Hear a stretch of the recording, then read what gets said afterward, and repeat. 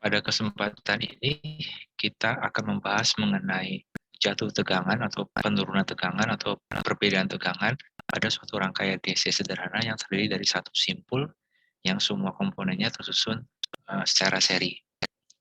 Nah, di sini dikatakan bila kita mengikuti arah arus pada suatu resistor, maka terjadi penurunan tegangan pada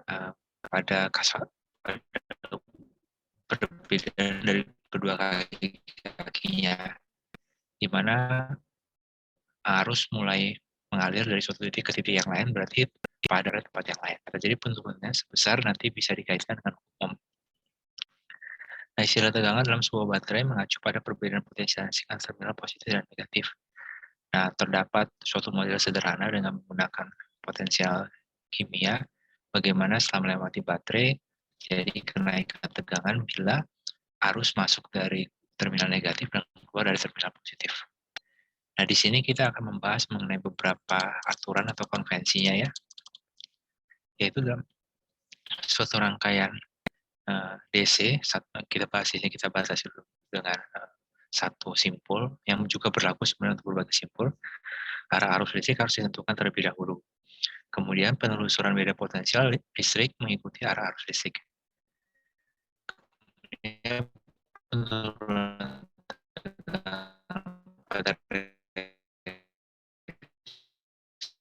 resistor adalah resistansi yang dikalikan dengan arus yang lewat. Bila terpaksa melawan arah arus listrik, terjadi kenaikan ketegangan alih-alih penurunan tegangan. Nah, yang dimaksud dengan kalimat terakhir ini adalah bila kita sudah membahas bisa selalu mengikuti arah arus, sementara pada simpulan kadang-kadang kita melawan dari nomor 1. Kemudian nomor 4, penaikan tegangan setelah melewati baterai terjadi bila arus masuk dari terminal. Notasi beda potensial antara dua titik disimbolkan dengan VAB yang artinya VA kurang VB.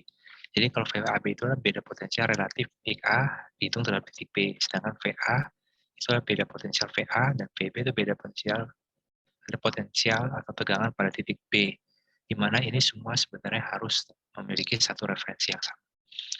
Kemudian dengan definisi dari VAB sama dengan VA minus VB, maka kita bisa tuliskan VAB sama dengan minus VBA. Nah, hubungan ini akan nanti dimanfaatkan kalau kita misalnya mendapatkan pengukuran atau informasi bahwa adanya VA, padahal kita butuh adanya VAB, padahal kita butuh VBA. Nah, itu tinggal kita berikan tanda negatif di depannya. Nah, sebagai contoh, bila arus I mengalir dari titik A ke B melalui sebuah resistor R, maka penurunan tegangannya adalah IR, atau VAB sama dengan VA minus VB sama dengan IR. Perhatikan bahwa VA di sini lebih besar VB karena arus mengalir dari titik A ke titik B. Ya. Jadi harus selalu mengalir dari titik potensial, titik dengan potensial listrik lebih tinggi ke titik dengan potensial listrik lebih rendah. Nah, kemudian sebuah baterai epsilon bila terminal positif terdapat pada titik A dan terminal negatif terdapat pada titik B, maka VAB sama VA kurang VB sama dengan epsilon, karena saat dihubungkan dengan suatu kawat, arus akan mengalir dari titik A ke titik B melalui kawat, yang berarti VA lebih besar pada VB. Nah, ini hati-hati bahwa yang kita bahas ini arus yang mengalir pada rangkaian, bukan arus yang mengalir secara internal pada baterai, walaupun ada juga sumber yang menyatakan hal tersebut. Berikutnya kita membahas satu simpul yang terdiri dari 5 resistor dan 4 baterai. Nah, suatu rangkaian DC yang terdiri dari 3 baterai dan 5 resistor adalah seperti di bawah ini, jadi pada gambar 1 ya. Jadi ada baterai epsilon 1, ada resistor R1, resistor R2, resistor R3, baterai epsilon 2, resistor R4, baterai epsilon 3, dan resistor R5. Nah, terdapat di titik A, B, C, D, E, F, G, dan H yang akan kita gunakan untuk nanti menyatakan potensialnya atau tegangannya adalah VAB atau VBA, VBC, dan sebagainya. Nah, konvensi 1 telah dicantumkan pada gambar 1, sehingga penelusuran beda potensial akan mengikuti urutan titik A ke B, ke C, ke D, ke E, ke F, ke G, ke H, dan ke A. Nah, kemudian dengan mengikuti konvensi 3 untuk resistor dan konvensi 4 untuk baterai, kita bisa hasilkan tabel 1 ini. Jadi dengan I adalah titik awal, F titik akhir, VIF adalah VI kurang VF. Di sini kalau AB artinya VAB sama IR1, VBC sama IR2, VCD sama IR3, VDE sama dengan epsilon 2, VEF sama IR4, VFG sama minus epsilon 3, VGH sama IR5, dan VHA sama minus epsilon 1. Nah, kemudian kembali dengan menggunakan konvensi 4 ya. Maaf, kita lihat dulu dengan menggunakan konvensi 5, kita bisa tuliskan bahwa VAB tambah VBC tambah VCD tambah VDE tambah VEF tambah VGH tambah VFG tambah VGH tambah VHA. Maaf, ini harusnya V-nya huruf besar semuanya. Itu sama dengan 0. Jadi kalau nanti dijabarkan, di sini ada VA kurang VB ditambah VB kurang VC. Nah, kurang VB tambah VB-nya kan adalah saling menghindarkan jadi 0. Sehingga pada akhirnya tinggal VA kurang di sini VA. Nah, VA kurang VA juga 0. Jadi totalnya masih 0. Ini tidak lain sebenarnya adalah hukum Kirchhoff 2 ya. Nah, kemudian dengan informasi dari tabel 1 tadi, kita bisa tuliskan ini. Ya, jadi persamaan 1 bisa dirubah jadi persamaan 2, jadi IR1 tambah IR2 tambah IR3 tambah epsilon 2 tambah IR4 minus epsilon 3 tambah IR5 minus epsilon 1 sama dengan 0. Nah, kemudian kita bisa pindahkan ruas ke sebelah kanan semua epsilon, sehingga kita dapatkan sebagai penyebutnya epsilon 1 kurang epsilon 2 plus epsilon 3 dibagi R1 tambah R2 tambah R3 tambah R4 tambah R5. Nah, dengan ini kita sudah bisa memperoleh I dari rangka yang diberikan pada gambar 1 ini. Nah, kemudian kita perlu sekarang mencari beda untuk itu kita harus tahu dulu nilai-nilainya. Nah, untuk ini digunakan di sini epsilon 1 adalah 9 volt, R1 1 ohm, R2 2 ohm, R3 3 ohm, epsilon 2 adalah 1,5 volt, R4 adalah 4 ohm, epsilon 3 adalah 7,5 volt, dan R5 adalah 5 ohm. Nah, dari sini, 3 secara implisit ya, jadi di sini baru dihitung di bawahnya, kita bisa peroleh bahwa arusnya adalah 1 ampere.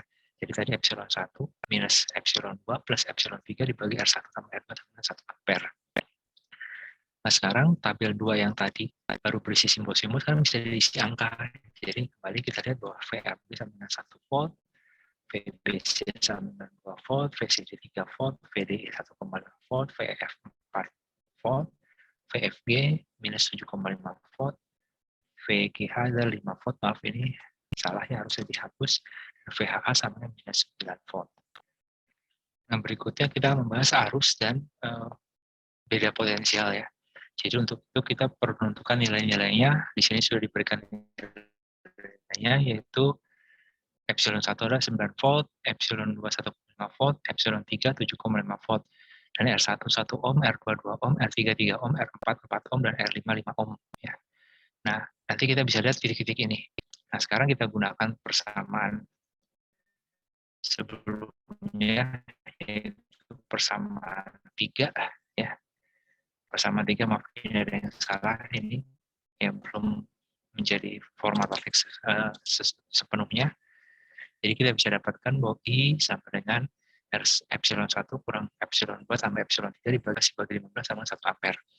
Nah, dari nilai arus yang mengalir 1 ampere ini, kita bisa lengkapi tabel 1 sebelumnya jadi tabel 2 seperti ini. Jadi kita bisa dapatkan VAB sama dengan 1 volt, VBC sama dengan 2 volt, VCD sama 3 volt, VDE 1,5 volt, VEF 4 volt, VFG minus 7,5 volt, VGH sama 5 volt. Maaf, ini harusnya tidak ada karena kita sudah tetapkan satuan di sini. VHA dan 9 volt. Nah, di sini kita sudah bisa mendapatkan nilai beda potensial, tapi kita belum mendapatkan nilai potensial atau tegangan di titik itu. Untuk mendapatkan nilai di suatu titik, kita perlu suatu potensial referensi, titik referensi yang akan digunakan oleh semua potensial yang ada. Jadi di sini kita ambil titik G adalah 0 volt. Nah, akibatnya semua titik-titik yang lain bisa kita tentukan beda potensialnya.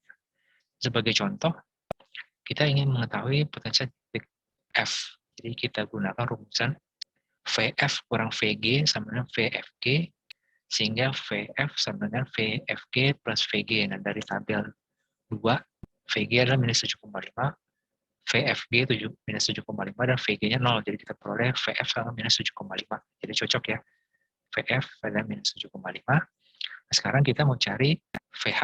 Nah, kita gunakan VGH sama VG minus VH. Kemudian VH-nya kita pindahkan ke ruas kiri, VGH-nya ke ruas kanan, sehingga kita bisa peroleh VH sama referensi yang kita pilih di sini, nilainya 0. Jadi 0 kurang VGH dari tabel tadi, ada 5. Jadi kita dapatkan 0 kurang 5 dan minus 5 volt titik yang ini. Nah, dengan cara itu kita bisa dapatkan semua titik-titik yang lain. Jadi kalian bisa kerjakan sendiri. Nah, sekarang apakah titik referensi itu mutlak pada G dan harus nilainya 0? Tidak sebenarnya. Jadi kalian bebas memilih titik referensi di mana saja. Nah, terus kalian bisa tetapkan nilainya berapa. Nah, di sini titik G ini nilainya adalah 4 volt. Ya.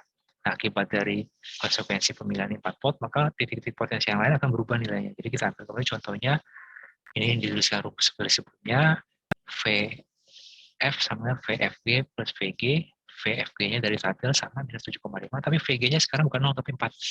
Akibatnya VF-nya kita dapatkan minus 3,5 volt.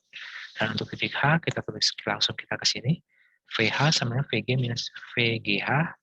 Nah, VG-nya adalah 4 saat ini, VGH-nya dari tabel kita dapat 5. Jadi 4 kurang 5 adalah minus 1 volt.